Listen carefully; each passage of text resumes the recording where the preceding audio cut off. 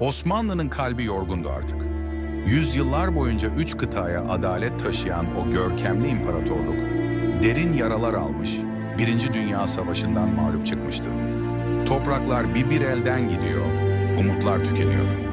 Ve en acısı 30 Ekim 1918'de imzalanan Mondros Mütarekesi'yle vatan, işgal kuvvetlerine teslim ediliyordu. İstanbul'da hüzün, Anadolu'da ise karanlık hakimdi.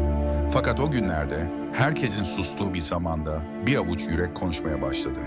İçlerinden biri vardı ki gözleri uzaklara değil, tam da milletin içine bakıyordu.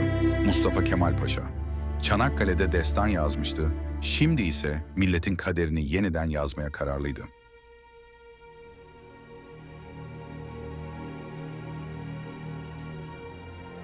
Bugün Cumhuriyetimizin 10. yılını doldurdum.